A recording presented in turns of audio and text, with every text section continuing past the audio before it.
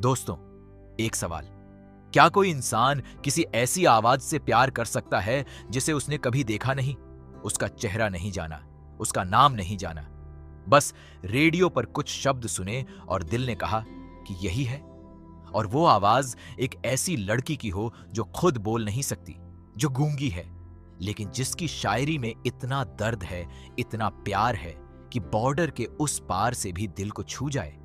यही कहानी है सूहे वे चीरे वलेया की, एक 2025 में आई पंजाबी फिल्म जो 1990 के दशक के पंजाब की उस दुनिया में ले जाती है जहां इंडिया और पाकिस्तान के बीच एक सरहद थी, लेकिन दिलों के बीच कोई सरहद नहीं थी। कहानी है 1990 के पंजाब की। वो दौर जब इंडिया पाकिस्तान बॉर्डर के आसपास के गांवों में जिंदगी एक अजीब टेंशन के साथ जीती थी। पार्टीशन के जख्म अभी भी ताजे थे। उस पीढ़ी के लोग अभी भी जिंदा थे जिन्होंने 1947 में अपना घर, अपनी जमीन अपने अपने छोड़े थे, और उनके बच्चे और नाती पोते उस दर्द को अपनी रगों में लेकर जी रहे थे, बिना पूरी तरह समझे कि वो दर्द है क्या। इसी दुनिया में था सूबा। निर्वैर पन्नू ने यह किरदार निभाया।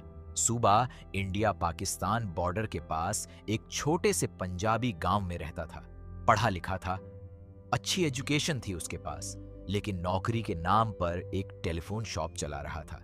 छोटी सी दुकान जहां लोग आते, कॉल्स करते जाते। सूबा का काम था उन कनेक्शंस को कनेक्ट करना जो दूर दूर बैठे लोगों को जोड़ते थे, लेकिन वो खुद एक ऐसे कनेक्शन का इंतजार कर रहा था जो उसे खुद से, उसकी जमीन से, उसके पुरखों से जोड़े। सूबा की एक पुरानी तकलीफ थी, उसकी पुरखों की जमीन, वो जमीन जो 1947 में पार्टीशन के वक्त उनके परिवार ने छोड़ी थी, जो अब पाकिस्तान में थी। सूबा को उस जमीन की याद नहीं थी क्योंकि वो उस वक्त पैदा भी नहीं हुआ था, लेकिन उसके घर के बुजुर्गों की आंखों में जब वो जमीन का जिक्र होता था तो जो दर्द आता था, वो दर्द सूबा ने महसूस किया था। वो जमीन उसके लिए एक सिंबल था, एक अधूरेपन का, एक ऐसी कमी का जो कभी पूरी नहीं हो सकती थी। सूबा की रोजमर्रा की जिंदगी सिंपल थी। अपनी टेलीफोन शॉप, गांव के लोग, घर का माहौल। उसके पास कुछ दोस्त थे, घर में बड़े बुजुर्ग थे। नवलहल और सुखविंदर चहल ने सपोर्टिंग रोल्स में एक अच्छी कंपनी बनाई। सूबा की उस जिंदगी में एक बड़ी खाली जगह थी, प्यार की नहीं बल्कि पर्पस की। उसे लगता था कि वो जो है, जो करता है, वो इनफ नहीं है। उसे कुछ चाहिए था जो उसे पूरा करे। और फिर एक रात, सूबा की वो रात जिसने सब बदल दिया। वो अपनी दुकान बंद कर रहा था और उसका एक पुराना रेडियो चल रहा था, लाहौर रेडियो, पाकिस्तान से आने वाला सिग्नल। उस रात उस रेडियो पर एक आवाज आई, एक औरत की आवाज जो शायरी पढ़ रही थी। शब्द थे पंजाबी के, दर्द था यूनिवर्सल। उस आवाज में एक ऐसी डेप्थ थी, एक ऐसा दर्द था जो सूबा के दिल को सीधे छू गया। उसने रुक कर सुना, पूरी कविता सुनी, और जब वो खत्म हुई, सुबह के मन में एक सवाल था, ये कौन है? वो पोएट्री ऑर्डिनरी नहीं थी, उसमें पार्टीशन का दर्द था, जमीन की याद थी, प्यार था, जुदाई थी, जैसे किसी ने अपना पूरा दिल शब्दों में उड़ेल दिया हो। सूबा ने उस रेडियो को ध्यान से सुना। लाहौर रेडियो पर रेगुलरली कुछ शायरियां ब्रॉडकास्ट होती थीं, एक मिस्टीरियस वॉइस की, जिसे कोई नहीं जानता था, जिसका नाम नहीं बताया जाता था। बस वो शब्द थे जो बॉर्डर को पार करके सूबा की दुकान तक आ जाते थे। सूबा को उस आवाज से, उन शब्दों से प्यार हो गया। ये स्ट्रेंज था, यह अनयूजुअल था, लेकिन यही सच था। वो हर रात उस रेडियो के पास बैठता, उस सिग्नल का इंतजार करता, और जब वो पोएट्री आती तो उसे नोट करता, याद करता। उन शब्दों ने उसे वो कनेक्शन दिया जो उसे हमेशा मिस हुआ था।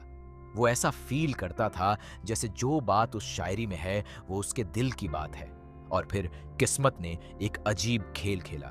इंडिया पाकिस्तान बॉर्डर के पास जंगल में किसी तरह एक आर्मी का वायरलेस सेट आ गया, गलती से या किसी और वजह से। यह एक ऐसा कम्युनिकेशन डिवाइस था जो डायरेक्टली सिग्नल्स ट्रांसमिट और रिसीव कर सकता था बॉर्डर के आर पार। सूबा के हाथ वो वायरलेस सेट लगा। उसने ट्राई किया और जो हुआ वो किसी मिरेकल से कम नहीं था। उस वायरलेस सेट पर दूसरी तरफ से एक सिग्नल आया पाकिस्तान से, और उस सिग्नल के पीछे था एक ऐसा कनेक्शन जो सूबा को उसकी मिस्ट्री वॉइस के और करीब ले जाने वाला था। धीरे धीरे उस वायरलेस के जरिए सूबा ने जाना कि लाहौर रेडियो पर जो पोएट्री आती थी उसके पीछे एक लड़की थी। उसका नाम था नाजो। तनु ग्रेवाल ने नाजो का किरदार निभाया। नाजो एक ऐसी लड़की जो गूंगी थी।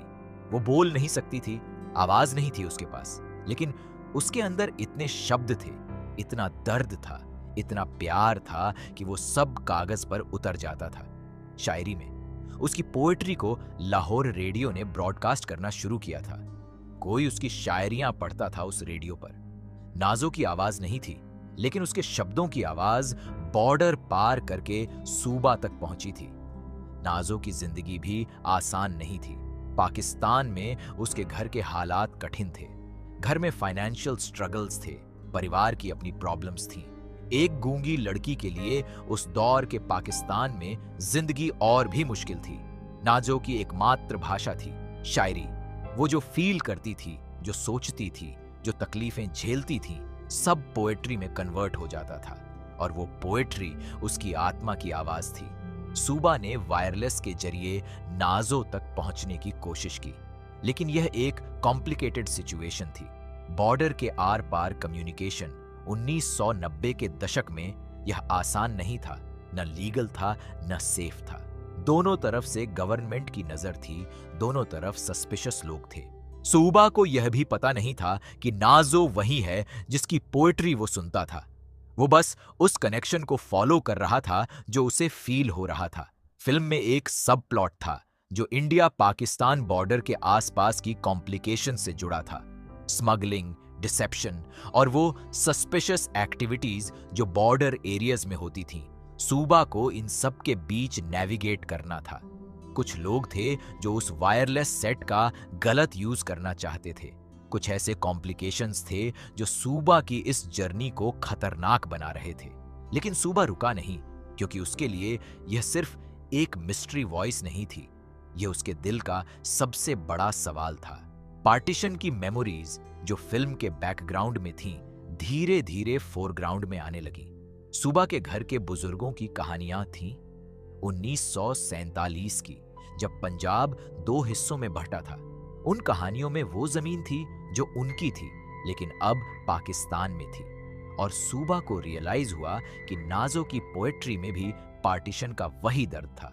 वो पाकिस्तान की तरफ से देख रही थी और सूबा इंडिया की तरफ से, लेकिन दोनों का दर्द एक ही था। एक ही पंजाब, एक ही जबान, एक ही तकलीफ, बस 2 अलग देशों की सरहद के आर पार। सूबा ने एक बड़ा डिसीजन किया। वो नाजो से मिलना चाहता था, सरहद पार करके पाकिस्तान जाकर। यह डिसीजन पागलपन था, यह डेंजरस था, यह इल्लीगल था, लेकिन सूबा के लिए यह जरूरी था। न सिर्फ नाजो के लिए, बल्कि उस जमीन के लिए भी जो उसके पुरखों की थी, उन यादों के लिए जो उसके घर के बड़ों ने उसके अंदर बोई थी। वो उस जमीन को देखना चाहता था, उस मिट्टी को महसूस करना चाहता था जो टेक्निकली उसके खून की थी, लेकिन जिस पर उसने कभी पांव नहीं रखे थे। सूबा का वो सफर बॉर्डर पार करने का फिल्म का सबसे टेंस और इमोशनली लोडेड हिस्सा था। हर कदम पर खतरा था, हर मोड़ पर अनसर्टेनिटी थी। कभी आर्मी की प्रेजेंस, कभी सस्पिशियस लोकल्स, कभी अपनी ही आइडेंटिटी छुपाने की मजबूरी, लेकिन सूबा आगे बढ़ता रहा। उन शब्दों की ताकत पर जो उसने रेडियो पर सुने थे, उस फीलिंग पर जो उसे बता रही थी कि सही डायरेक्शन यही है। पाकिस्तान में सूबा ने जो देखा वो उसकी एक्सपेक्टेशंस से अलग था। उसने देखा कि वहां के लोग भी वैसे ही थे, पंजाबी बोलते थे, उन्हीं जैसे दिखते थे, उन्हीं जैसी जिंदगी जी रहे थे। पार्टीशन ने एक सरहद खींची थी, लेकिन इंसानों को नहीं बदला था। जो अपनापन सूबा को इंडिया में था, वही पाकिस्तान में भी था। यह एहसास उसे अंदर तक हिला गया। और फिर नाजो से मुलाकात हुई। वो पल जब सूबा ने पहली बार उसे देखा, वो इस फिल्म का सबसे पावरफुल मोमेंट था। नाजो जो गूंगी थी, जो आवाज नहीं दे सकती थी, उसकी आंखों में इतना कुछ था जो 1000 शब्दों से ज्यादा था। और सूबा जिसने उसे बिना देखे, सिर्फ उसके शब्दों से प्यार किया था, वो उसके सामने था।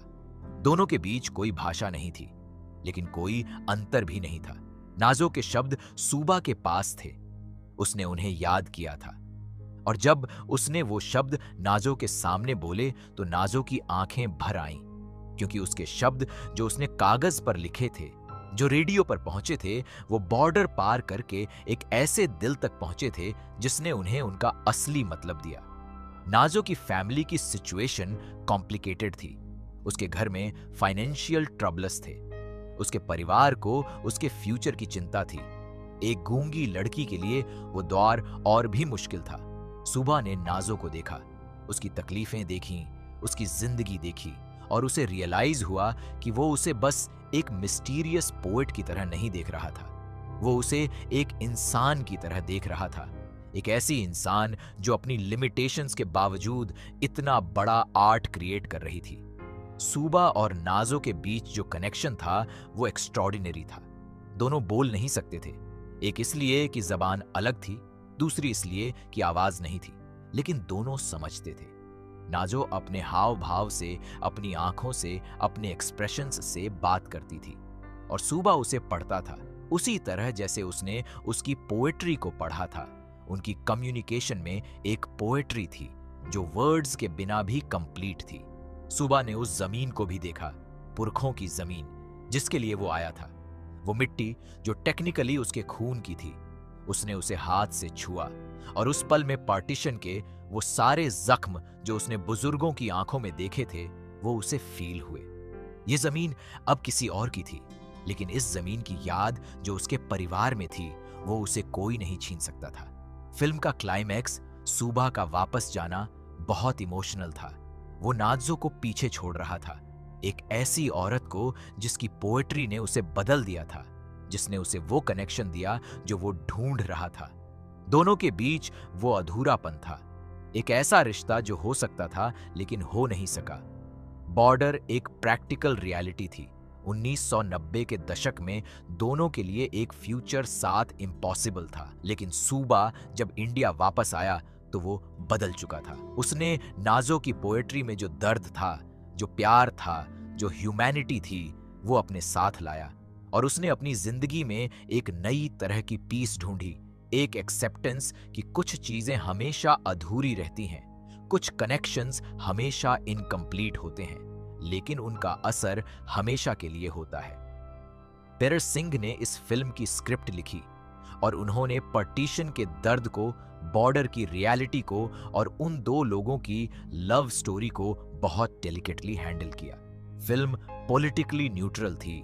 यह इंडिया वर्सेस पाकिस्तान की कहानी नहीं थी, यह एक सूबा और नाज़ो की कहानी थी, दो इंसानों की जिन्हें किसी ने बॉर्डर नहीं बनाने दी।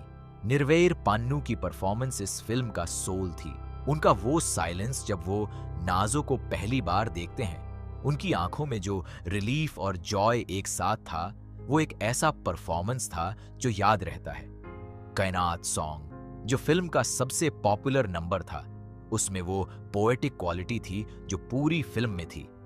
सूहे वे चीरे वलया एक अंडररेटेड जेम थी जो थिएटर्स में ज्यादा लोगों तक नहीं पहुंची, लेकिन जिन लोगों ने देखी उन्होंने इसे 8.9 की IMDb रेटिंग दी।